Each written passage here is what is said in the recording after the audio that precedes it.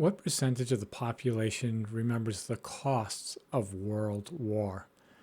That's going to be the theme tonight, though obviously I go all over the place. Today got away from me. Apologies, apologies. All right, so here's a graph that I had Claude AI help me with. In fact, it helped me with all these slides. I apologize. But this is what I love about AI. It can help me do what would normally take me 4 hours in half an hour. Though again, today I still don't have time. So we can look here at 1940. So I had it look at ages 10 to 40 in 1940, generally when the war began, a year before Pearl Harbor. So they're born between 1900 and 1930. My mom, by the way, was born in 1935. She's still alive. Anyway, so it's 100% obviously no. And I wanted to think of it like, you need to be old enough where the news would sort of begin to affect you. Anyway, so it starts here, and then all those people, it crosses the 50% mark around, just around 2000. And then these areas, the green is high survival, moderate, and this is critical. So you can see that we basically enter a critical decline around 2010. And today, there's only 1.6% of the population, has any memory of it. But of course, they're so old, they might as well have none. So to me, we're at zero, and we've been at zero for a little bit.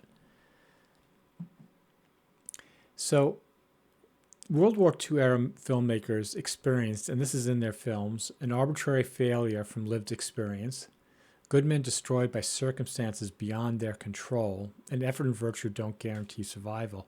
So many movies that I watched in my youth had these elements, many Westerns, right? And although, well, I'll get into this later, in my 30s, 20s, 30s, and 40s, I have a big interest in film.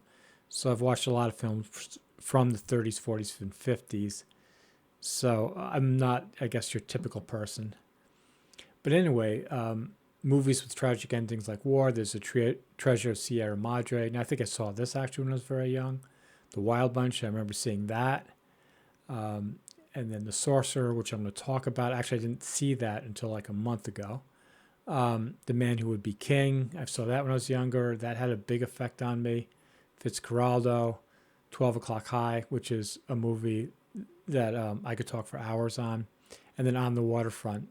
So these are just like a few movies that, and I think, anybody who's watching this over the age of 60 or has an interest in these old movies, all this will resonate with them.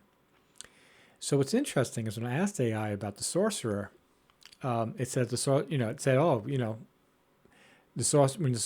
and Star Wars were released at the same time. So that's the title for my video. The Sorcerer gave way to Star Wars, and here we are. And so Claude said, Sorcerer opened on May 25th, 1977, and Star Wars opened 1 week later on June 1st. I remember seeing Star Wars. And, so AI saying, people are tired of doom and gloom and they want hopeful optimism for troubling times. Well, I don't really think that's true because I was very young at the time. I mean, it's young people who enjoyed it, young people who really knew nothing about World War II. So it wasn't like my dad or my mom were like, oh yeah, thank God Star Wars is here. We're tired of, pessimism and memories of the Depression, blah, blah, blah. So I disagree with this. It's really about a new generation taking over. And, they want, spectacle. They want good guys winning. They want, Star Wars brought on franchises and merchandising and, stuff like that. And, Claude says, by the late 70s, audience were generally tired of bleakness, blah, blah, blah. These things, which is definitely true, and they wanted escapism.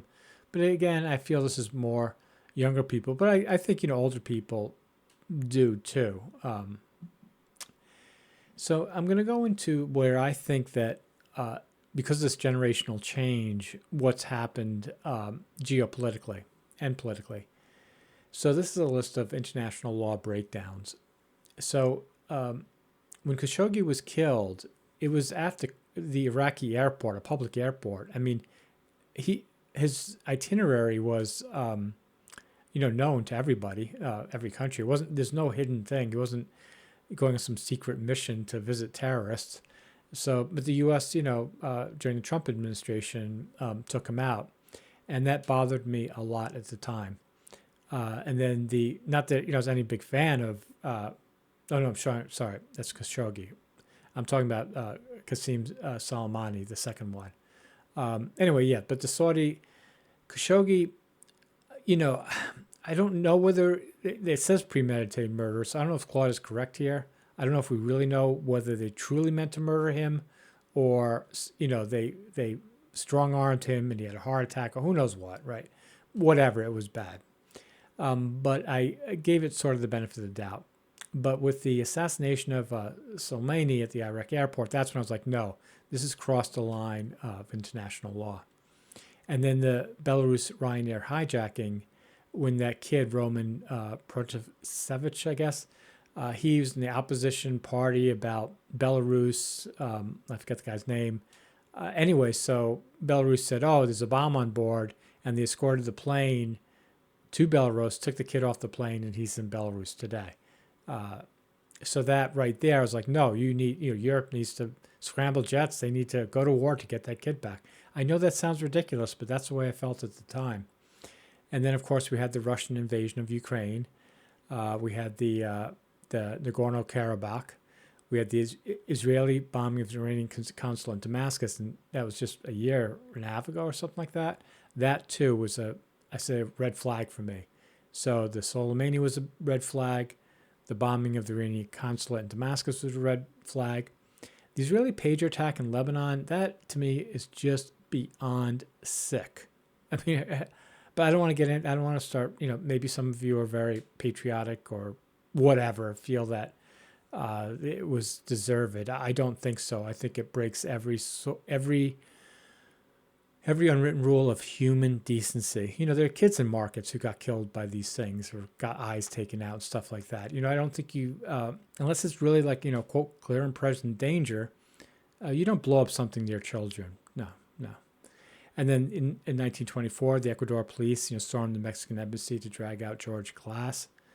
And then, just a couple days ago, the U.S. capture of Maduro. So even though Maduro was, a lot of people saying, oh, this is really horrible, but I'm not of that view. Not that I don't think it's horrible. It is horrible on many, many, many levels. But I'd say since, like I said, 2020, so the past 5-6 years, I've already been like, we're on the way to World War III because of things like this. So each one is not unexpected. It's, it's not, it doesn't make me happy. I wish I was wrong about this stuff. Okay, so why will this lead to World War III? Because the U.S. can't handle four fronts. As I've said in one of my videos, and I'm going to talk a lot about this, our military is just not, the current administration, the people running the stuff going on with Venezuela and Iran and whatever, I mean, they're deluded. They don't have the military they think they have. Because politicians have all just spent the money elsewhere, just through institutional corruption. Everything the military really needs, new ships, has not been paid for. Basically Congress basically just only allows them to pay to keep old stuff running. And old stuff requires a lot of maintenance. And so the readiness rates are down. Anyway, not going to go down that rabbit hole. So anyway, we have Ukraine, the Middle East, Taiwan, and South America. All these areas, the U.S. is sort of like saying, hey, we're in control here. But no, we're not. And any coordination is going to lead to trouble. And then, the precedent cascade, each unpunished violation makes the next one easier. I agree with that. As I said, this has really been going on for the past 5 or 6 years. So with Maduro, it just blows my mind that, the news are like, well, he's a really bad guy, he deserves to go. No, I mean, you can't say that. Not that it may not be true, even granted it is true. The problem here is that this isn't about international laws. This is about, and that's why, let me see if I have let me just go back to the beginning. This is why this is so important, because the problem isn't that the international laws have been ignored. It's a problem that everybody doesn't care. international laws, the whole idea of the UN and all this stuff, the reason countries didn't break these international laws wasn't because they had international laws, in my opinion. It's because everybody felt the effects of World War II and didn't want to go there. You know, whether it was Russia or China or the US or Japan or anywhere, everybody on the planet had a shared psychological scarring and trauma and fear of world war. And that's why they didn't do it.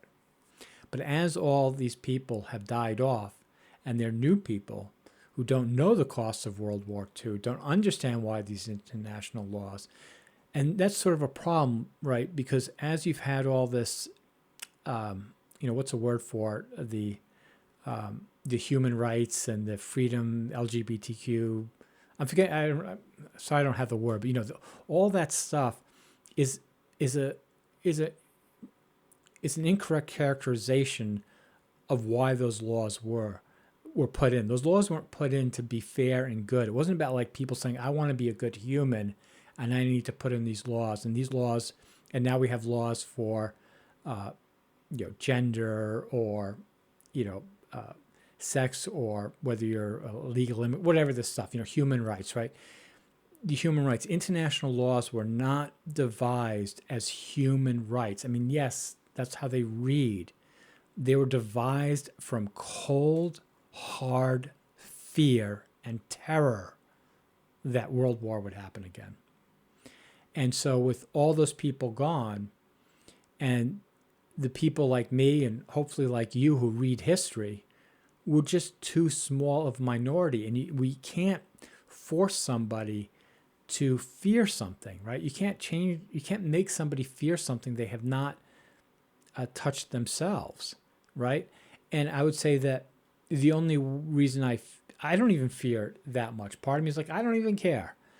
And so I even realized that even in myself. So I didn't think, even though I understand the history, I can't really generate enough visceral fear of it to get, to really just go out and shake people, say, we can't do this, we can't do this. So it's, again, World War III is inevitable to me. It's fascinating to me how the movies have changed. It's interesting. I just watched Sorcerer, and how I ended up watching the movie a few weeks ago. It's just fascinating to me because it's completely from left field, and yet that movie is so important for the way I'm thinking about now. And I didn't even know the connection to Star Wars, and that's even more like, this is like, how's this a coincidence? Is there?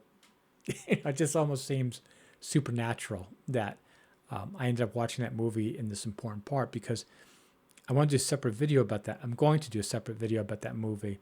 But in that movie, it has that aspect where there are these three men, right? And they're basically good men, but for whatever reason, they're born at the wrong time, place, whatever, and they can't win against the establishment. And so what happens to people like that? So in the movie, it's not romantic about it. It's like, hey, many people end up in tragic situations through no fault of their own. And that's what you think about World War II, right? I remember reading this woman, and she was Jewish in Berlin or something. No, she wasn't Jewish in Berlin. I forget where she was, but they were bombing, and she went door to door, and nobody would let her in, and bombs were falling all over her. And at the end, most of the people that were indoors got killed, actually. The bombs hit their houses or whatever. And she survived, just literally running up and down the street. And she was like, it's just like that. How do you explain anything like that, right? But anyway, yeah, so it's just, that's the way it was. And today's movies are all, like, that's my biggest complaint about movies today. So if you're a young person watching this, you just have to understand how weird it is from perspective of somebody who's closer to World War II than you are, that it'll always be like the hero can kill whoever he wants, and then he always gets what he or she wants at the end.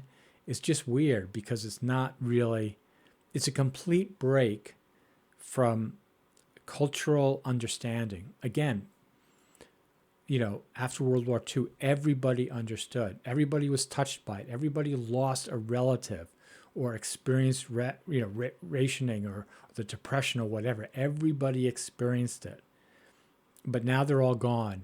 And now new people are like, oh, well, we still have the strong military we had from World War II. So we're going to go and we're going to fix the world with our really strong military. And I'm like, no, that's not going to work. And again, that happened in World War II too, right? The England and France overestimated their military power. And so anyway, where am I at? I'm at 15 minutes. I guess that's enough. Sorry I couldn't really prepare and do a better video tonight. But anyway, any comments about any of these movies or any thoughts about this type of stuff? I look forward to it. I'll see you tomorrow.